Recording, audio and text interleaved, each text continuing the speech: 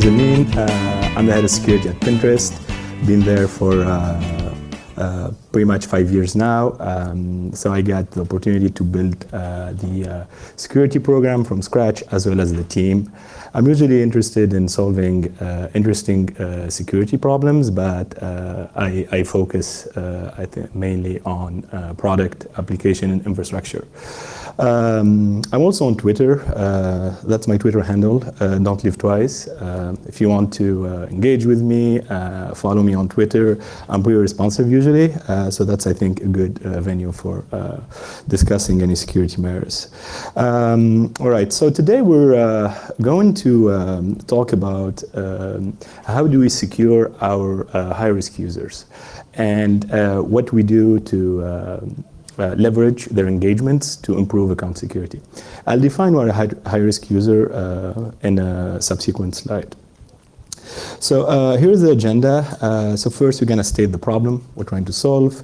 We're going to talk about our motivation solving such a problem, go over the overall design of the solution, present results and our findings, what we learned, and then we're going to wrap up with a 5-minute or 10-minute Q&A session.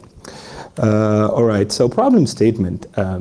So users have many accounts today. I read lately that on average 90 accounts. So remembering unique credentials for each one of these accounts can be challenging for them.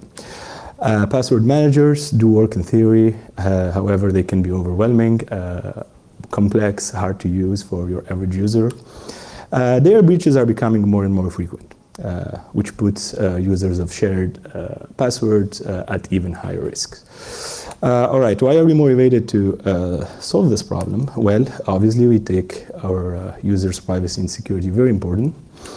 We're trying to be proactive in protecting this population of high-risk users. We're also trying to protect as much as we can while minimizing frictions and yet are still providing great user experience. And of course, we want to leverage their engagement, get them excited, and encourage them to improve their account security and practices. Couple of definitions before we start. So credentials, in the context of this presentation, credentials is an email password pair.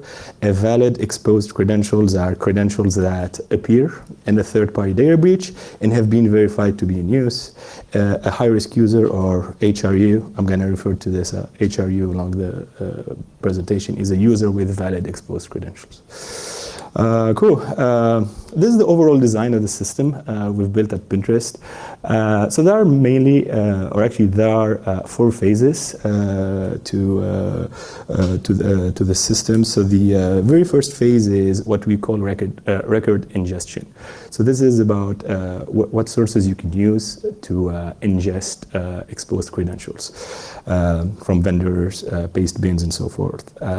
Account matching is the second phase here, and it's about how do you match data in these breaches against users that are your users, right? In other words, you shouldn't care about exposed credentials for users that are not for your service. Third is account tagging. So this is about tagging these users as high-risk users or higher risk users than your average user. And finally, we get to the protection phase, and here is how do you protect this high-risk user account, prevent ATOs, abuse, misuse of their account. So next, we're going to dig deeper into each one of these phases, and we'll talk about how we went and what we did and what we implemented. So record ingestion. So there are bunch of sources out there. So I'm going to mention a few here. So forgive me if I forget some, but the very first one is obviously vendors. You can go through vendors to get access to this data, right? So the pros of going through a vendor, usually the data they provide you tends to be reliable, right? Also, it's organized and is in a standardized format. That could be either text, JSON format, which makes it easy to parse and automate. The cons, I didn't mention here, they tend to be expensive or you have to pay money, so they're not free. A few examples for ones that we worked with or evaluated our whole security, QIntel and Shape. The screenshot here is an example of a dump you would get from such a vendor. As you can see, the format is pretty self-explanatory, I would say, and simple to parse. You have an email, column, password, or plain text password. In this case, I believe this is a text format file. A JSON format would be a similar thing. So the second is what we call pastes. So these are, so the pros, actually let's start with the cons. This is a little bit updated slide. So the cons, they tend to be unreliable. There is a lot of duplicated data there.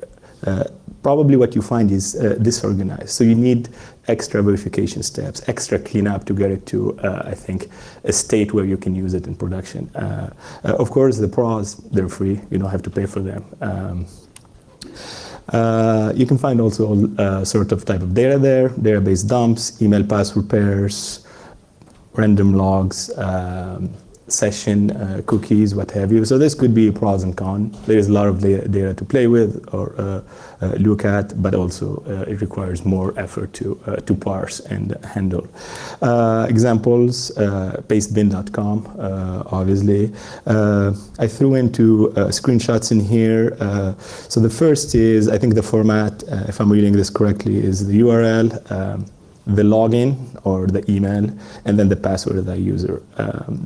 The second screenshot down there is, I think is the domain or the URL, some cookie value, and I believe the cookie name. So it could be challenging going through these, and you have to tune your parsing tools to make sure you're ingesting this data correctly. Other sources out there are threat intel platforms. So these tend to be more, in my experience, for malware analysis, spam, IP reputation, bad known proxies. A few examples, Threat Exchange from Facebook or OTX from Amine Vault. Other random sources, reporters can reach out to you, underground forums, dark web services and markets. An example here from someone who reached out to me sometime back. I believe he was a reporter claiming that he has access to Pinterest login credentials. So I think, yeah, it's valuable to follow with these guys if you have the right bandwidth, the right team size, else I think it requires a lot of effort to verify. Cool. So the next step is, or the next phase in that big diagram I showed first is what we call account matching. So there are three steps here, right? So the very first step is downloading your DB users, or have a dump of your DB users. So what you want is you want basically to work with a snapshot. You don't want to work with the DB live in production. So that comes with a price. So you're now dumping your DB users. So obviously there is a lot of sensitive information in there. So make sure whatever system you've built is secure end-to-end. For example, if you're using S3 bucket to dump this data in, make sure you have the right lifecycle policy, retention policy in there. Also make sure you use IAM or identity access management policies correctly to only allow access to your matching service and not others. Similarly, make sure the instances where your matching service is running are basically secure. Think about securing SSH access. Think about securing your network configs, your OS configs, and also have monitoring, logging in place to detect any suspicious activity in these boxes. Because again, they have like sensitive data. Talked about all this. As far as I think the frequency of these dumps, right? How frequently you should dump, or how frequently you should have a dump of your users to work with. This could be weekly, could be daily, monthly, yearly. And the thing here is the more frequent they are, the fresher the data is. Because think about if you have a fresher dump to work with, you'll have a fresher list of your users, also a fresher list of their passwords or whatever cryptographic function you use to store their passwords, right? For us, we do this every 3 days. Don't ask me why, but that's what we picked. As far as the format of these dumps, at a minimum, I think you will require user ID, email, and the decrypted passwords. So you can use other cryptographically secure functions to store your passwords, up to you. But at the very minimum, these are the three, I think, fields you know in your DB dump. The second step of the account matching is what we call combining accounts. Or this is, I would like to call this like the validation step.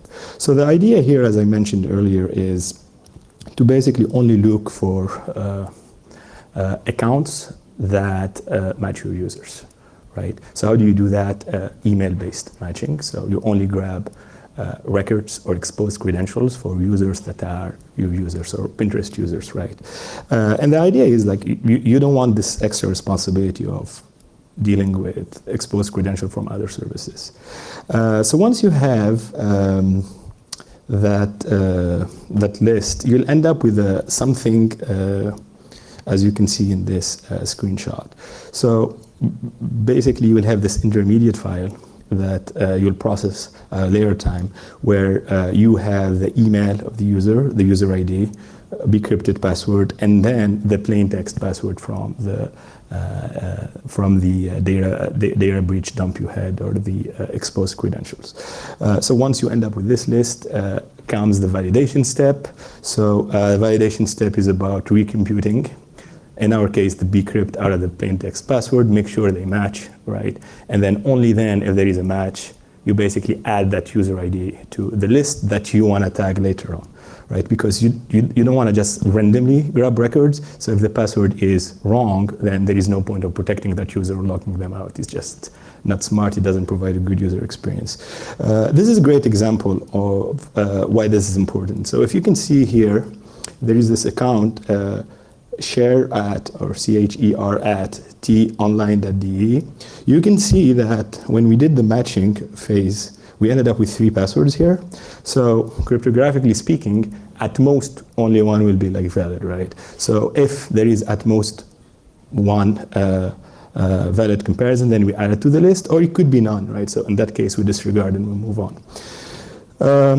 The final step in account matching is uploading this list of user IDs that matched and proved to have valid exposed credentials. So what you want is you only want the user IDs in there, so no more emails, no more decrypted password, what have you.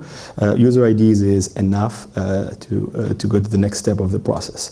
Also, don't forget to delete your initial list of accounts you downloaded, or your DB dump, because you're now done processing and you don't want it lingering around. Cool. Account tagging.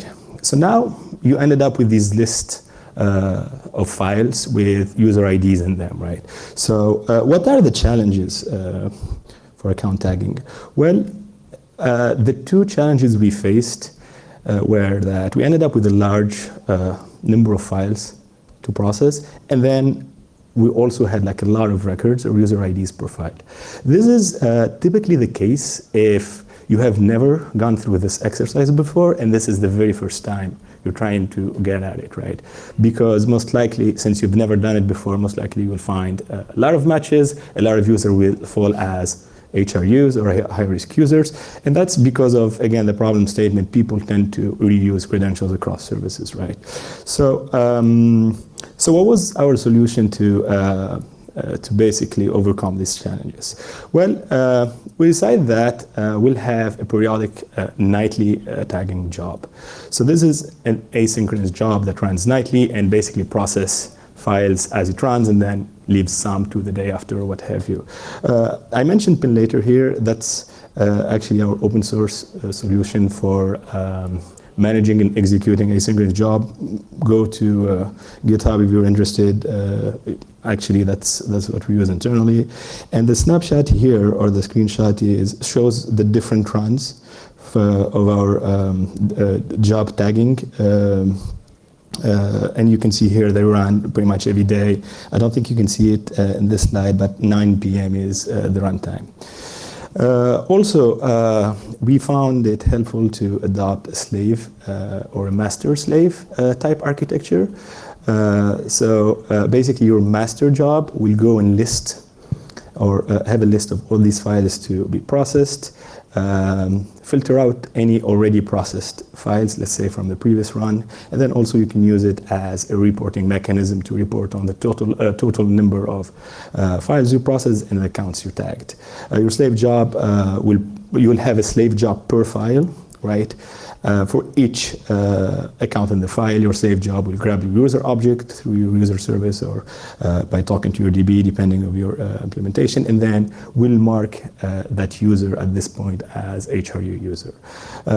One thing here to look for is to not use a Boolean flag, rather use a Unix timestamp. And I think this is really important because you want to account for password changes, right? Or any account changes the user has made. Example, if you're tagging this user as high-risk user today, not today, at some point in time based on the timestamp, however they change their password later on, then that exposed credential is no more relevant. So you have to skip. So flag yes or no is not sufficient, so you want to keep the timestamp to know whether that's in the past or that's actually current. Your slave job will also mark the file as processed, so next time the master runs, it basically points that out and doesn't process it again. Talked about this, all right. Final step or final phase of the solution is account protection. So we'll talk about two types of protections here. So the first is what we call programmatic protection, and I'll go over what that means. And the second is user engagement-based protection, right? So we use both at Pinterest. So the goal of the programmatic protections is to protect as many HRUs or high-risk users while minimizing frictions and providing a great user experience. So what to do when you protect an account? So you want to validate all active sessions.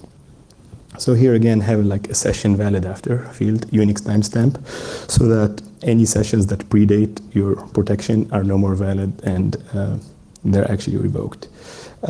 Also, you want to have a reset password, recover account link, so you can recover your users. Make sure your recovery flows work. This is something we discovered when we went through this exercise, and we found like edge cases or bugs in some platforms where users cannot recover their accounts. So if you want to see that user again, make sure you test your recovery flows before you start protecting. Send them an email. Let them know what happened. This is an example of what we do. So basically explain that something suspicious happened. We reset your password. You can see we provide the reset password link in there so that we can recover them. We also give them advice on how they should choose their password, unique, strong password. And then we use this as an opportunity as well to encourage them to up-level their security level. So in this example, hey, turn on two-factor authentication. And we actually noticed that these users or users who receive such notification are more likely to engage with such messages rather than your average user that have never been in this bucket. So it's a good way to kind of upsell them to go to a higher security level. When should you protect? Do you protect as soon as possible, as soon as you know this user is high-risk user when you're tagging them, or do you wait till they generate a new login? So we decided to do it at new login because for the simple reason we believe that if a valid exposed credentials were to be used by a bad guy, they'll end up generating a new login event. So at that point we want to protect. We don't want to just go and protect. Blindly is probably the wrong word, but as soon as we know, because we don't want to affect active sessions if we don't have proof that that account has been exploited or something bad is happening. So we decided to do it during new login. Now that you do it during new login, so there are two approaches here, right? All right, so we're doing it at new login, but there is an aggressive approach and there is a balanced approach. Aggressive approach is basically each time a high-risk user logs in, go and protect the account. A more balanced approach is, all right, I know this is a high-risk user logging in, but let me correlate this with other signals. Do I know the device that generated the login? What's the reputation of that IP the login is coming from? And if you get the right score there, then you go ahead and protect. So here again, we opted for the more balanced approach. So I think I talked about this. All right. So the question now becomes, so if you go with a balanced approach, how do you protect these users that you're leaving on the table, right? So these users that you would have protected with an aggressive approach. Where the answer to that is user engagement based protections. So let's engage with the user and try to get them to secure their account, because we weren't 100% sure that they have been exploited, right? So I think I said this. So the benefits here is this reduces noise, right, of your protection systems, avoid invalidating sessions, resulting in logging legit users out.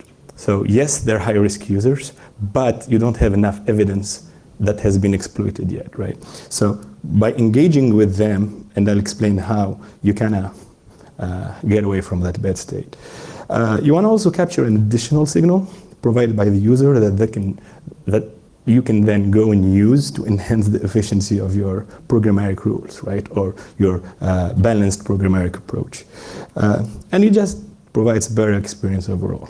I think legit users hate that you protected them and actually they're the actual user. That's a terrible user experience, and we don't want to be that platform or that service.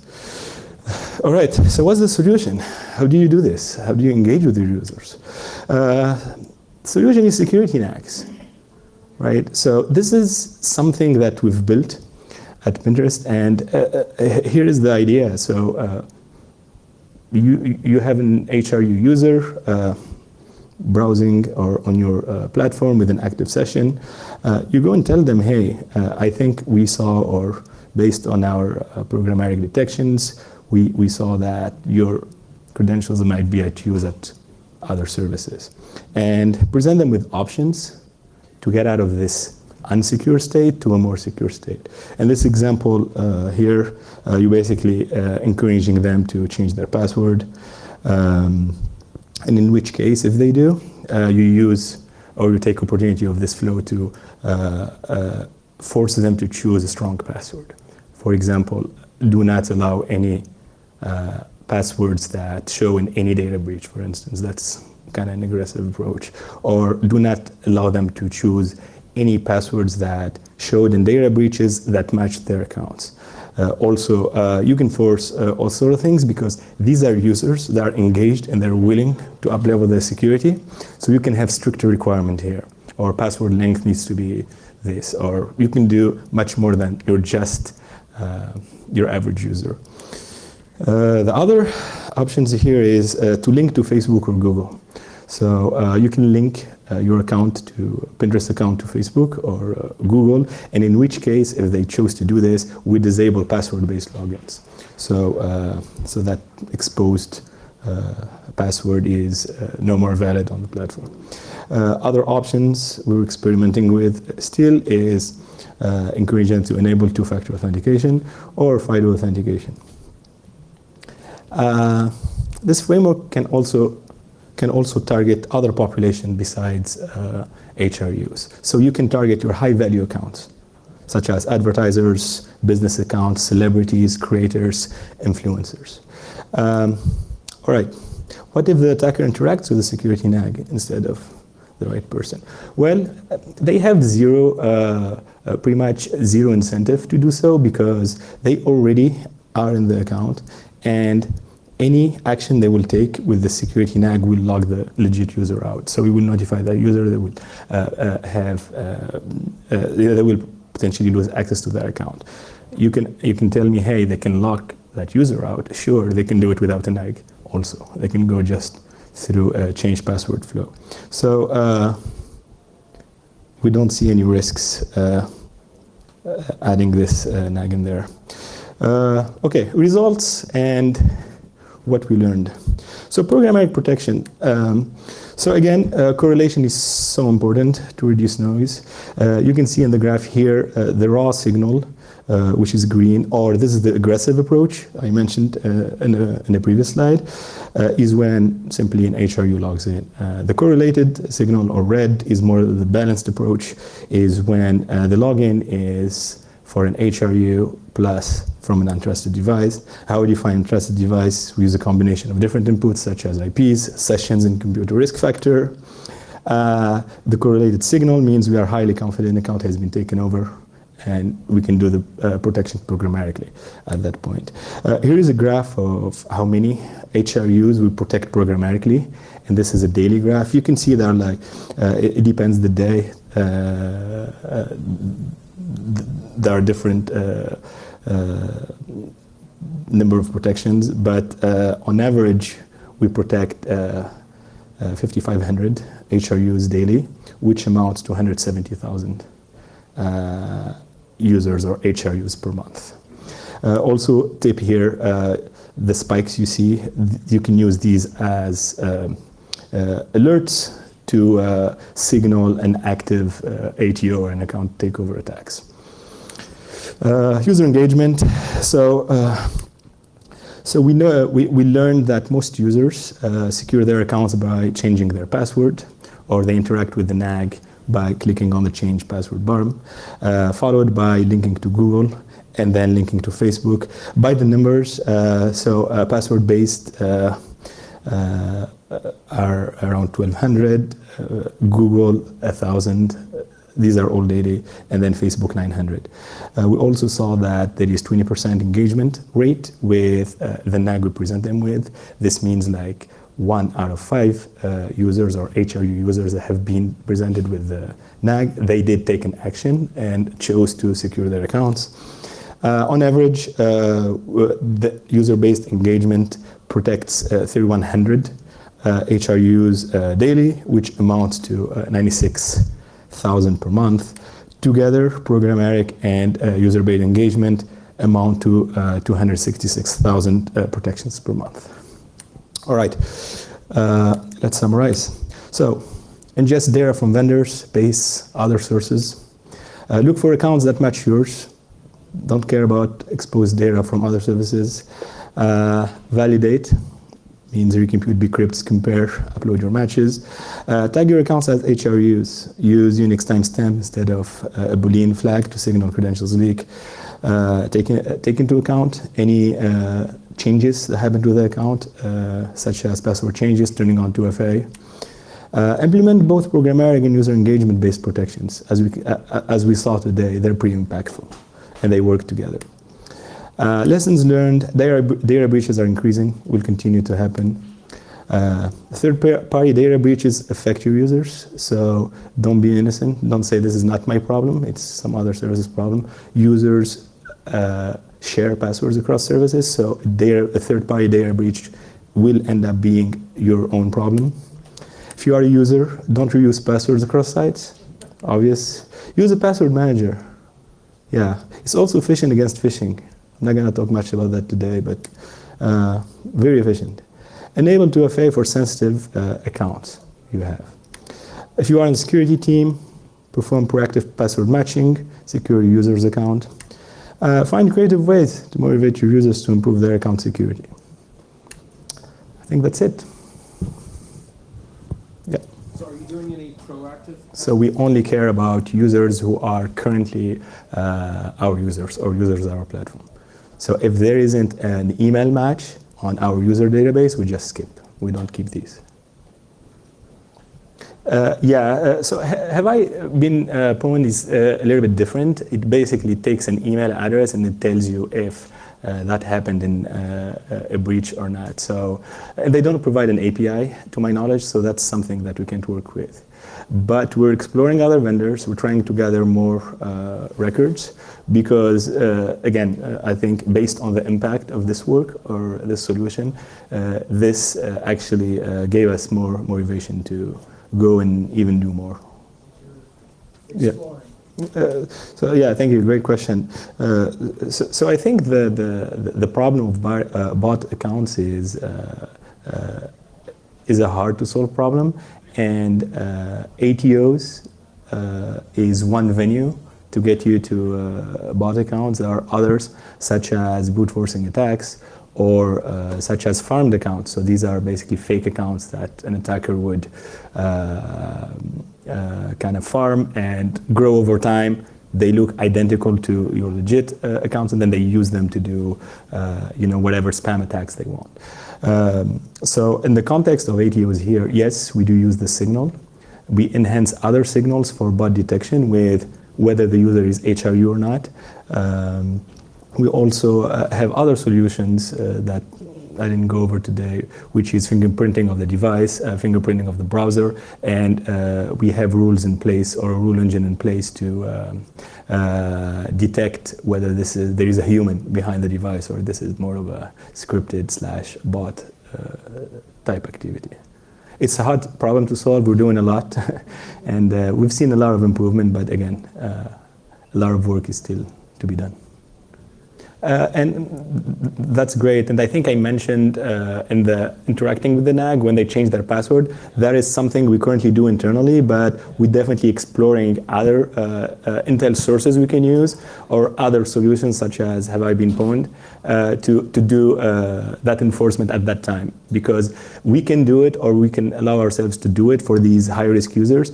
I think for the general population of users, I think that's a harder discussion, because again, I think it takes time. It adds extra steps in the sign-up flow and a bunch of these things. So yeah, I think I wrapped up. Cool.